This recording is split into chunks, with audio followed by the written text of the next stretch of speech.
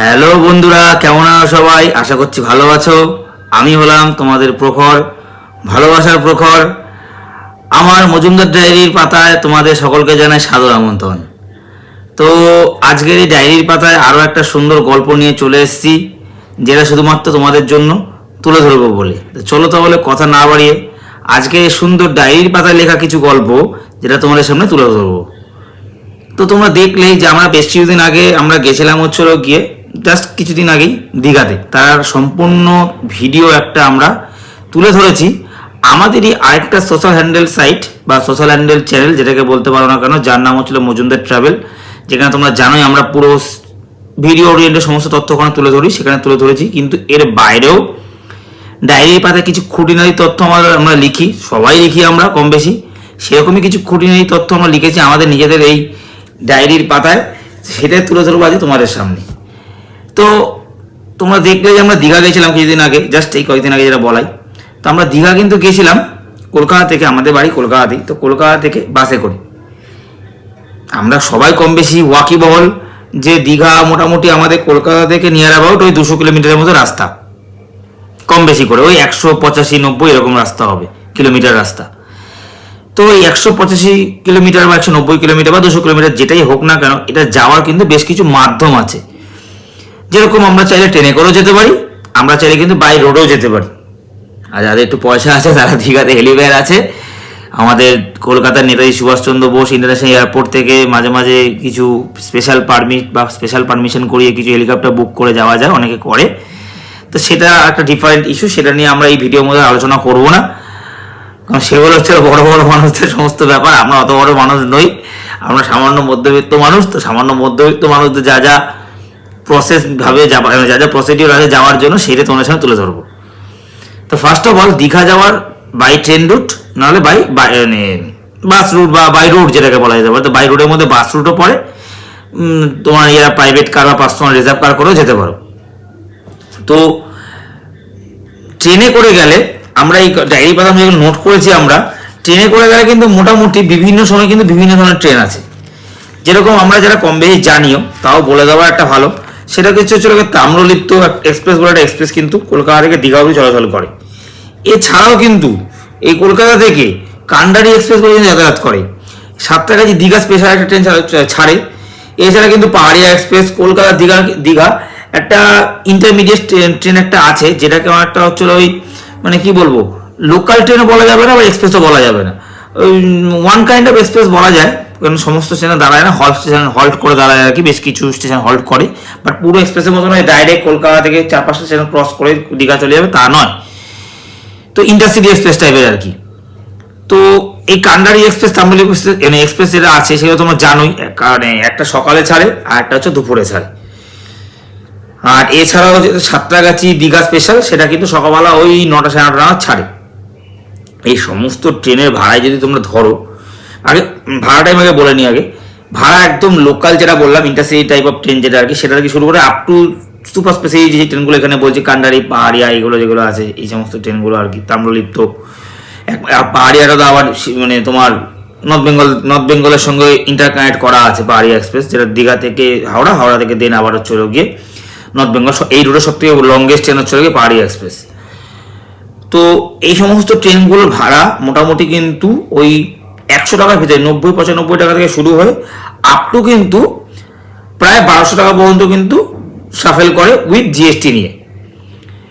আর তুমি যদি seat arrangement ধরো, প্রত্যেকটাতে মোটামুটি লোকাল যেটা বললাম ইন্টারসিটি, সেটা তো সমস্তটা জেনারেল। আমি যদি ইন্টারসিটি যেটা বলছি, কলকাতা দীঘা স্পেশাল ট্রেন, সেই ট্রেনটার থেকে শুরু করে আপ টু কান্ডারি, পাহাড়িয়া, তাম্রলিপ্ত, হোয়াট এভার যে কোনো ট্রেনে আপ টু সিট ম্যানেজমেন্ট যদি ধরো, মোটামুটি কিন্তু general, sleeper, second AC, third AC, first AC এগুলো আছে। মানে প্যান্ট্রিকার কোনোটানেই নেই। আর কান্ডারি আর হচ্ছে লোকের তাম্রলিপ্ত ক্ষেত্রে কিন্তু, আর হচ্ছে লোকের দীঘা সাতটাগাছি স্পেশাল যে ট্রেনটা আছে, এই তিনটে ট্রেনের ক্ষেত্রে কিন্তু স্লিপার কোচ সেরকমভাবে কিছু নেই, পুরোটাই কিন্তু সেকেন্ড সিটিং কোচ। তো এই হলো ট্রেনের একটা বিবরণী। আমরা ট্রেনে করে যাতায়াত করতে কিন্তু বেশি আমরা ওয়াকিবহল, না হলে হচ্ছে আমরা বাই রোডে আমরা কিন্তু পার্সোনাল কার বা রিজার্ভ কার করে কিন্তু যেতে অভ্যস্ত। দীঘা বলতে এটা আমরা বুঝি। এই যে 186 কিলোমিটার যাওয়ার যে রাস্তা, এর মধ্যে কিন্তু মেছেদা, কাথি, তমলুক, উলবেড়িয়া মন্দারমণি প্রভৃতি জায়গা পড়বে, এছাড়া শঙ্করপুর, দীঘা, মোহনা প্রভৃতি জায়গা। আমি এক এক করে ভিতরে যাব, তার আগে যেটা বলে নেওয়া, এই রুটে কিন্তু বাস তো চলে এবং আগে কিন্তু বাসই ছিল কলকাতা থেকে, বা সেই বাসগুলো চলে এসবিএসটিসির বাস আর ডব্লিউবিটিসির বাস বা নর্মাল বাস, সেকেন্ড সিটিং বাস, নন এসি বাস। এগুলো কিন্তু আমরা ছোটবেলা থেকে এগুলো নিয়ে আমরা ওয়াকিবহল ছিলাম। কিন্তু আমরা গেছি পুজোর সময় আর কি, তো আমরা সেভাবে হঠাৎ করে ইনিশিয়ালি একটা প্ল্যান করা হয়েছে, আমরা আগের দিন চলে গেছি রাত্রে, পরের দিন থেকে তারপরের দিন ব্যাক করেছি, তোমরা ভিডিও দেখেছো। তো সেক্ষেত্রে আমাদের টাইম পাইনি আর ট্রেনের টিকিটটা অ্যারেঞ্জ করার জন্য। তো আমরা কি করেছি, আমরা কিন্তু গেছি বাসে করে। তো এই বাসে করে যাওয়ার ফলে বাস রুটটা কিছুটা নলেজ ছিল, বহু ছোটবেলার নলেজ, কিন্তু মাঝে দীর্ঘ বছর যে কবার দীঘা গেছি প্রত্যেকবার ট্রেনে গেছি। তো এত বছর পর বাসে করে গিয়ে তোমরা বাসের ভিডিও আমরা ভিডিওর মধ্যে তুলে ধরেছি, তোমরা দেখেছো, একটা সম্পূর্ণ একটা অন্য কি বলবো জগতে চলে যাওয়ার মতো একটা ব্যাপার। মানে আমরা এগুলো নিয়ে আইডিয়াই ছিল না। ফার্স্ট অফ অল কথা, দীঘাতে কিন্তু সুপার স্পেশালিটি বাস কিন্তু চলাফেরা করে, মানে এসবিএসটিসি বাস এবং ডব্লিউবিটিসির বাস ছাড়াও কিন্তু প্রাইভেট যে সমস্ত কোম্পানি বাসগুলো একদম মানে পাতি কথা আতিপাতি বাস নয়, মানে সেগুলো কিন্তু রীতিমতো একদম সুপার স্পেশালিটি বাস। মানে সেগুলো স্লিপার থেকে শুরু করে সেকেন্ড সিটিং থেকে শুরু করে সব রয়েছে। সেকেন্ড সিটিং মানে সিটিং আর সিটিং, শুধু সিটিং, স্লিপার সিটিং মেলানো সমস্ত কিছু। নট অনলি দ্যাট, এমন এমন বাসও আছে যার মধ্যে কিন্তু ফুডটাও তারা ডেলিভারি করে। মেজরিটি ক্ষেত্রে কিন্তু যেগুলো প্রাইভেট বাস, যেগুলো স্লিপার আর হচ্ছে গিয়ে সিটিং মানে নিয়ে রয়েছে আর কি, সেগুলো ম্যাক্সিমাম ক্ষেত্রে জলটুকুই দিচ্ছে। কিন্তু বেশ কিছু বাসও আছে যেগুলোর মধ্যে কিন্তু হালকা স্ন্যাক্স জাতীয় খাবারও কিন্তু দেয়। তো এই বাস যেগুলো চলাফেরা করে, আমরা শুধু জানতাম শ্যামলী পরিবহনে বাসই চলে প্রাইভেট বাস হিসাবে, কিন্তু গিয়ে দেখলাম যে না, কলকাতা ধর্মতলা চত্বর থেকে বাস ছাড়ে, তোমরা জানোই। এছাড়া কিন্তু তোমাদের সাউথ ক্যালকাটা থেকেও কিন্তু বাস চলাচল করে, যেটা হচ্ছে গিয়ে আলিপুর ট্রাম ডিপো যেটা রয়েছে ওই জায়গা থেকে ছাড়ে, যেটুকু আমরা খোঁজ নিয়ে জানতে পেরেছি। এছাড়া কিন্তু ওই নিউ আলিপুরের আশেপাশে জায়গা থেকে ছাড়ে। আর এছাড়াও কিন্তু যদি নর্থ কলকাতা থেকে চলে আসো, নিউটাউন সারাউন্ডিং এরিয়া, সল্টলেকের কিন্তু করুণাময়ী বাস স্ট্যান্ড থেকেও বাস ছাড়ে। এছাড়া ডিস্ট্রিক্টের দিকে গেলে বর্ধমান থেকে বাস ছাড়ে, বারাসাত থেকে বাস ছাড়ে, হাবড়া থেকে বাস ছাড়ে, আরও বহুবিধি জায়গা থেকে বাস ছাড়ে। আমরা সব জায়গা তো ইনফরমেশন নেওয়া সম্ভব হয়নি, বাট এই জায়গাগুলোতে বাস ছাড়ে। তো বাসের ভাড়া কিন্তু রীতিমতো দেখতে গেলে কম্পেয়ার টু ট্রেনের থেকে বেশিও হচ্ছে, আবার কম্পেয়ার টু ট্রেনের থেকে কমও হচ্ছে, আবার একই হচ্ছে। তো এই আমরা এখানে বাসের ভাড়া আমরা নোট করেছি। তুমি এই এসবিএসটিসির বাস, ডব্লিউবিটিসির বাস, এই সরকারি বাস থেকে শুরু করে প্রাইভেট বাস, এর যে নন এসি, এই নন এসি স্লিপার হোক বা সিটিং হোক, যাই হোক না কেন, ভাড়া কিন্তু মোটামুটি ওই 350 টাকা কি 400 টাকা থেকে আপ টু কিন্তু 600-650 টাকা, 600 থেকে 650 মধ্যে আপ ডাউন হয়, সিজন ওয়াইজ এরকম একটা ফ্ল্যাকচুয়েট করে। আর এসির ক্ষেত্রে কিন্তু 500 টাকা থেকে শুরু হয়ে আপ টু 2000 টাকার কাছাকাছি, নিয়ার অ্যাবাউট প্রায় 1700-1800 টাকা পর্যন্ত কিন্তু আপ ডাউন ফ্ল্যাকচুয়েট করে। এই রুটে, দীঘা রুটে কিন্তু নট অনলি শ্যামলী পরিবহনে বাস চলে, এক্সপ্রেস লাইনের বাস চলে, রায়পুর ক্রুজের বাস চলে, লোকনাথ সার্ভিসের বাস চলে। এছাড়াও চলে হচ্ছে গিয়ে তোমার, আমরা মানে যেই বাসটা আমরা ইউজ করেছি সেটা হচ্ছে গিয়ে তোমাদের ড্রিম লাইন, যার নাম হচ্ছে কালো সোনা, সেই কোম্পানি বাস চলে। গ্রিন লাইনে বাস চলে, এক্সপ্রেস লাইনে বাস চলে, প্রভৃতি বাস, সন্তোষের বাস চলে, সন্তোষ বাস সার্ভিসের বাস চলে, প্রভৃতি বাস, প্রভৃতি, মানে নাম নিয়ে শেষ হবে না। এবং শুধু তাই নয়, আমরা দেখলাম প্রায় রাত্রি 12:30 1টা অব্দি কিন্তু বাস ছাড়ে। সকালবেলাতে তো শুরু হয় মোটামুটি, ওই ভিডিওতে আমরা বলেছিলাম প্রায় নিয়ার অ্যাবাউট 8টার মধ্যেই শুরু হয়ে, 8টা কি 7টা 7:30টার মধ্যে বাস ছাড়ে। বেশ কিছু বাস তো আরও সকালে ছাড়ে, 6:30-6টা নাগাদ, কিন্তু মোটামুটি এবারে 7টা 7:30 নাগাদ যে বাসগুলো ছাড়ে সকালবেলা থেকে আপ টু কিন্তু রাত্রি 12টা 12:30 অবধি বাস চলে। কারণ আমরা নিজেরা কিন্তু রাত্রি 11:30 বাস ধরে কিন্তু আমরা গেছি, তোমরা সেটা ভিডিওতে দেখেছিলে, যেটা মজুমদার ট্রাভেলের পর্দা আমরা আপলোড করেছি।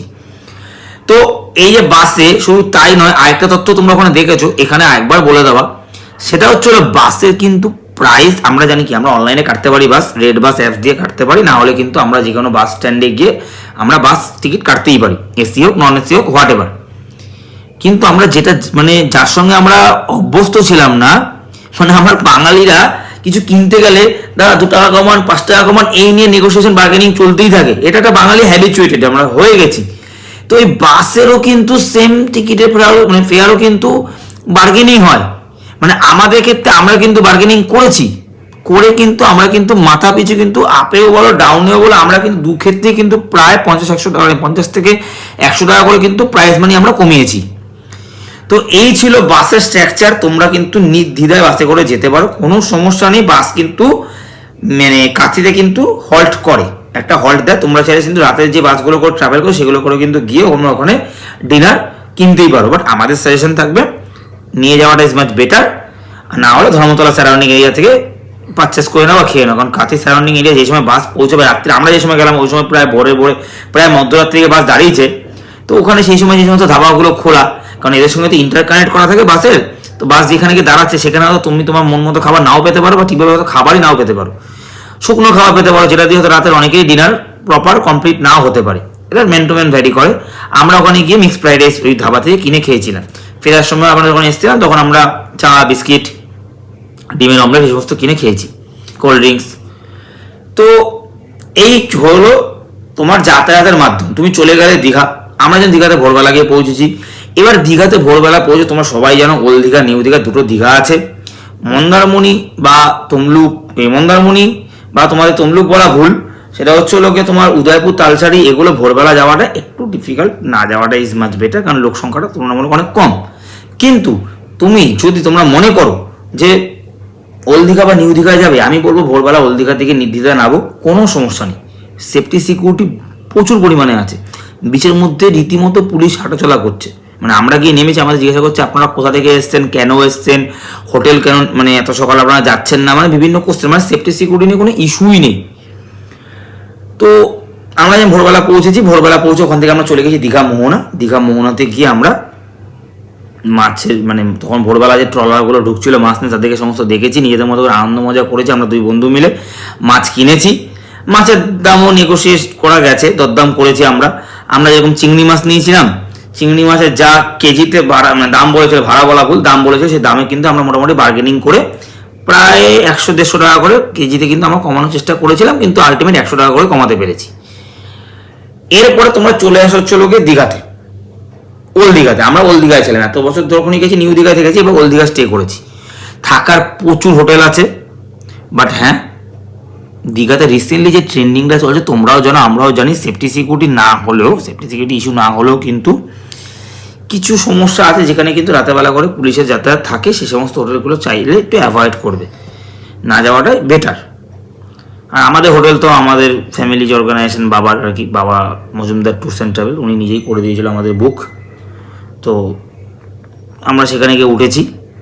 তোমরা চাইলে কমেন্ট বক্সে কমেন্ট করো, আমি সেখানে হোটেলের নাম্বারটা আমি মানে বাবার নাম্বার দিয়ে দেবো। ওখানে বাবার নাম্বার দিয়ে দিয়ে বাবা তোমাদের সাথে কমিউনিকেট করিয়ে দেবে, কোনো সমস্যা নেই। তো হ্যাঁ, ব্যাক টু দ্য পয়েন্ট, যেটা আমরা ফিরে আসছি। তো দীঘাতে গিয়ে উদয়পুর, তালসারি, অমরাবতী পার্ক, তারপরে রিসেন্ট এখন হয়েছে ঢেউসাগর পার্ক, তারপরে হচ্ছে লোকে তোমাদের দীঘা মোহনা, প্রভৃতি জায়গা তোমরা যেতে পারবে। চাঁদিপুর, তারপর হচ্ছে লোকে মন্দারমণি চাইলে যেতে পারো, প্রভৃতি জায়গা, প্রভৃতি মানে শেষ হবে না, শঙ্করপুর, প্রভৃতি জায়গা। এই ঢেউসাগর পার্কে কিন্তু মোটামুটি চেষ্টা করবে বিকেলে পরে যাওয়া, সকালের বেলা গিয়ে কিন্তু খুব একটা লাভ থাকে না, সেরকম ভিতরে অ্যাক্টিভিটিগুলো হয় না। ঢেউসাগর পার্কে ওই এনটিভি 20 টাকার মতো করে নেয়। অমরাবতী পার্কও মোরলেস সেম। এছাড়াও দীঘাতে রয়েছে হচ্ছে গিয়ে তোমার ওই সায়েন্স মিউজিয়াম টাইপের ছোট্টটা মিউজিয়াম রয়েছে। কিন্তু দীঘাতে যেটা মেন দেখার আকর্ষণীয় জিনিস, সেটা হচ্ছে গিয়ে আজকের দিনে দাঁড়িয়ে, সেটা হচ্ছে দীঘার জগন্নাথ মন্দির। অনেকের কাছে জগন্নাথ ধাম, অনেকের কাছে জগন্নাথ মন্দির, বাট আমরা হিন্দু, আমাদের হিন্দু শাস্ত্র মতে আমরা কিন্তু দীঘার জগন্নাথ মন্দিরকেই বলবো মন্দির, কারণ দীঘার জগন্নাথ ধাম নয়, 4 ধামে একটি মাত্র জগন্নাথ ধাম। সেই জগন্নাথ ধামটা যেটাকে বলি আমরা, সেটা হচ্ছিল পুরীতে। এছাড়াও তো 3টা ধাম রয়েছেই, কিন্তু জগন্নাথ, দীঘাতে জগন্নাথ দেবের কিন্তু মন্দির। সারাউন্ডিং মাসির ঘাট রয়েছে, জগন্নাথ স্নানের ঘাট যেটাকে বলে। বাট একটা জিনিস আমরা যেটা নতুন অবজার্ভ করলাম, দীঘার নিউ দীঘা থেকে ওল্ড দীঘার মাঝখানে, আগে ওল্ড দীঘাতে কি ছিল, ওল্ড দীঘাতে চানের জন্য ছিল সি ওয়াকের পাশে জায়গাটা, এখন তারা সুন্দর করে মেইন ড্রাইভ করে দিয়েছে, মানে পুরো ওখানে আরামসে চান করতে পারো।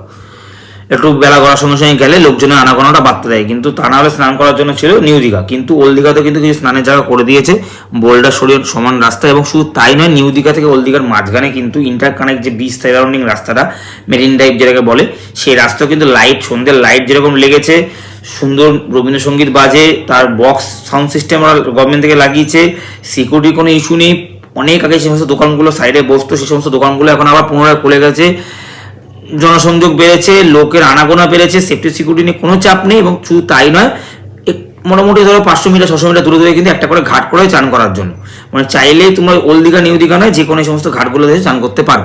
এবং শুধু তাই নয়, আমরা এটা অবজার্ভ করলাম, এটা হয়তো আমাদের এই বছরে 2025 সালের শেষের দিকে চালু হয়ে যাবে। আগে ছিল নিউ দীঘা থেকে ওল্ড দীঘার বিচে মেরিন ড্রাইভের রাস্তা, তারপরে সেটা গেল এক্সটেনশন করে, সেটা গেল হচ্ছিল গিয়ে মোহনা পর্যন্ত, কিন্তু এখন কিন্তু সেটা কিন্তু এক্সটেনশন করে চলে এসছে প্রায় উদয়পুর তালসারি পর্যন্ত। মানে পুরো মেরিন ড্রাইভ রোডটা কিন্তু তোমরা চাইলে ইউজ করতে পারো, কোনো সমস্যা নেই। মানে দীঘাতে ছিল যে জঙ্গল, মানে বিচের ধারে জঙ্গল, তারপরে হচ্ছিল গিয়ে বর্ষা হলে 7 ফুট 8 ফুটে ঢেউ, এগুলো নিয়ে একটা প্যানিক হতো, লোকে বিচের ধারে রাস্তা দিয়ে খুব হাঁটাচলা করতো না। দেখো প্রত্যেক জায়গাতে ভালো আছে খারাপও আছে, ভালো মন্দ নিয়ে সমস্ত কিছু, কিন্তু ভালো মন্দর বাইরে যদি ভালোটাকেই তো আমরা নেবো, তো আমরা নেই তো, ভালোটাকে নিলে কিন্তু এটা কিন্তু একটা ভালো পার্ট। তোমরা কিন্তু চাইলে, যদি তোমাদের ফিনান্সিয়ালি কোনো সমস্যা হয়, তোমরা চাইলেও কিন্তু বাই রোডও কিন্তু ট্রাভেল করতে পারো। সেক্ষেত্রে আমরা বলবো নিউ দীঘা থেকে ওই উদয়পুর তালসারি আসার রাস্তাটা, যেহেতু আমরা ভিতরে ঢুকতে পারিনি, আর আমরা যদি পুরনো চিন্তাধারাকে নিয়ে আমরা চলার চেষ্টা করি, সেখানে ঝাউ বাগান ছিল ভর্তি, লোক বসিত আনাগোনা একটু কমই থাকবে, বাট চেষ্টা করো দিনের বেলার মধ্যে চলাফেরা করা, কারণ তালসারি উদয়পুর সবাই দিনের বেলাতে যায়, সন্ধ্যাবেলা কিন্তু কিছু আর দেখার থাকে না। তো এই যে দীঘাতে মন্দির, আমরা এই অবজার্ভ করছি, দীঘাতে মন্দির হওয়ার পরে কিন্তু থাকা খাওয়ার জিনিসের দাম কিন্তু একটু বেড়েছে। তার কারণ যদি তুমি বলতে পারো, মানুষের আনাগোনা বেড়েছে, ইকোনমিক্সের ভাষায় মানে ডিমান্ড বেশি সাপ্লাই কম, ব্যাপারটা এই জায়গাতে চলে এসছে আর কি। তো সুতরাং হোটেলের ক্ষেত্রে বাটা ন্যায্য, সেক্ষেত্রে গাড়ির ক্ষেত্রেও কিন্তু করসপন্ডিং ইন্টার কানেক্ট করেছে, বাট যেটা আমাদের কাছে মনে হচ্ছে একটু রিজনেবল আসলেও খারাপ হয় না, সবার ক্ষেত্রে অ্যাফোর্ডেবলি তারা ইউজ করতে পারে।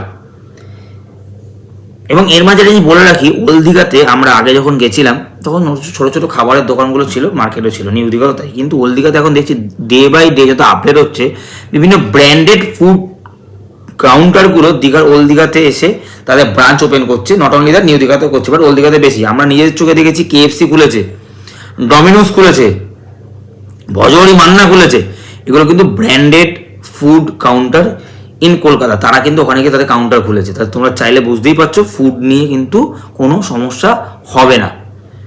এবং বিভিন্ন টাওয়ার তৈরি হয়েছে, সেই টাওয়ার থেকে কিন্তু তোমরা কিন্তু দূরের কিন্তু সমুদ্রের ভিউ তোমরা দেখতে পারবে, তার বিনিময়ে কিছু চার্জেস তোমাদের পে করতে হবে, নিচে গার্ড থাকে তাদেরকে তুমি দিলেই হয়ে যাবে।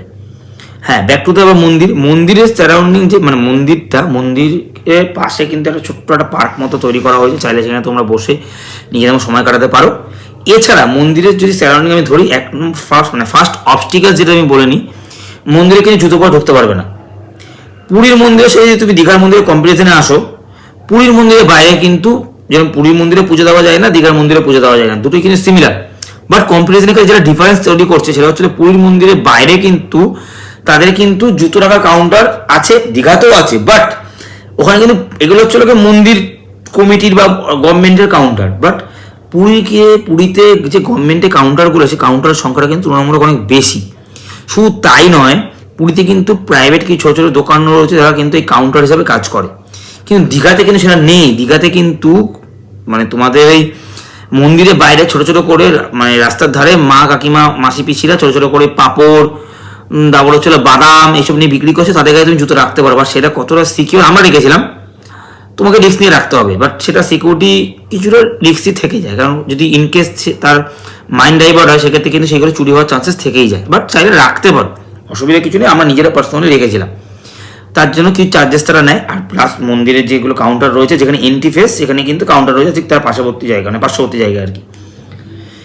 এছাড়া মন্দিরে যেটা পুরী মন্দিরে রয়েছে, তোমরা কিন্তু মোবাইল গ্যাজেট নিয়ে গেলে কিন্তু মোবাইল ফোন মানে পার্স এগুলো সব রেখে যেতে হয় পুরীতে, কিন্তু দীঘার ক্ষেত্রে হচ্ছিল কি তুমি পার্স আর মোবাইল তুমি নিয়ে যেতে পারবে। কিন্তু এছাড়া ওই যে আমরা ইউজ করি সেলফি স্টিক, ব্লগিং যারা করি আমরা তাদের ব্লগিং স্টিক, এছাড়া টুকটাক গ্যাজেট কিন্তু তোমরা ক্যারি করতে পারবে না। তোমাদের মন্দিরে ঢুকে যাবে, মন্দির ঢুকে ভিতরে কিন্তু কাউন্টার রয়েছে, সেখানে তোমাদের এগুলো জমা করতে হবে। সেখানে কিন্তু এই ধরনের জিনিসই তারা জমা নেয়, তারা বিনিময়ে টোকেন দিয়ে দেয়, তুমি ফেরার সময় সেই টোকেনটা দেখাবে, জিনিসটা নেবে, বেরিয়ে চলে আসবে। তো এই মন্দিরের ভিতরে কিন্তু প্রায় একটা আমরা এখানে নোট ডাউন করেছি, প্রায় তোমার এই মন্দির যে সারাউন্ডিংটা প্রায় 200 কোটি টাকা যেরকম গভর্নমেন্ট খরচা করে তৈরি করতে, তার পাশাপাশি কিন্তু এই মন্দির প্রায় 20 একর জমির উপরে কিন্তু তৈরি করা হয়েছে। মানে বোঝাই যাচ্ছে এই মন্দির কিন্তু ছোটোখাটো একটা জায়গা না, মানে একটা বড় সারাউন্ডিং জায়গা, এবং এই জায়গাটা ঘুরে দেখতে কিন্তু অনেকটা সময় সাপেক্ষ। এই যে মন্দির, এই মন্দিরে কিন্তু পুজো দেওয়া যায় না, আবারও বলা।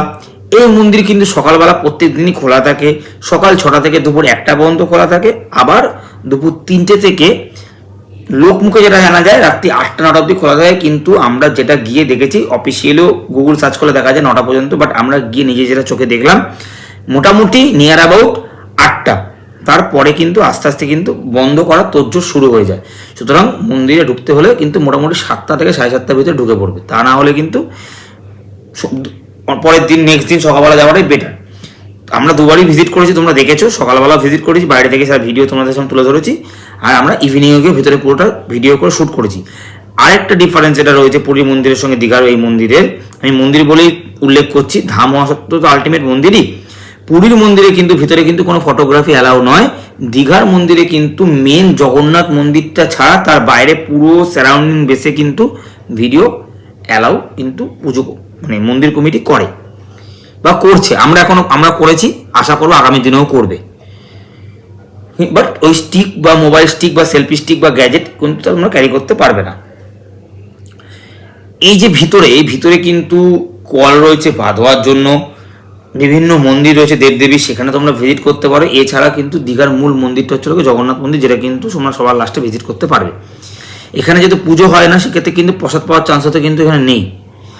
কিন্তু আমরা যারা অবজার্ভ করলাম, এখানে পুজো কমিটির সঙ্গে অনেক পুজো কমিটি বলা ভুল, মন্দির কমিটি যারা রয়েছে সেই কমিটির সঙ্গে যদি যোগাযোগ করা যায়, কিছু চার্জেসের বিনিময়ে তারা কিন্তু একটা ছোট্ট ভোগের খাবার তারা কিন্তু অ্যারেঞ্জ করে দেয়।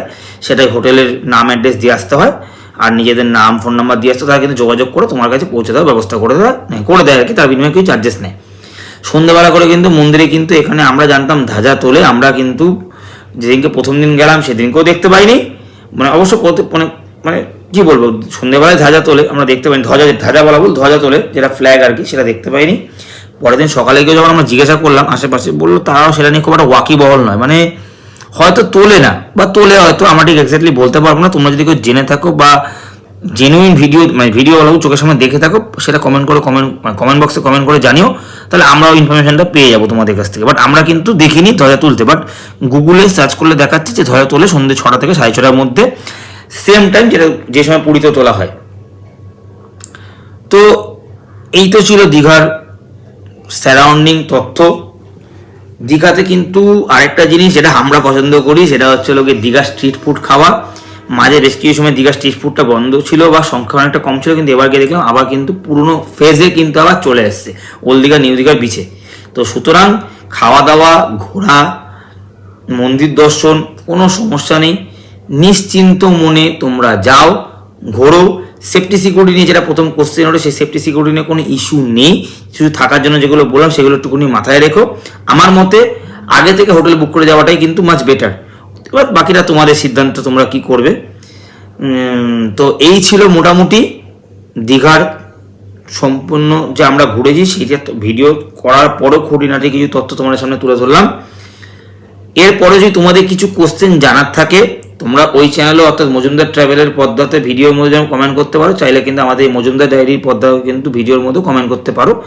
আমরা কিন্তু চেষ্টা করবো তোমাদের কোশ্চেনে উত্তর দিয়ে দেওয়ার জন্য।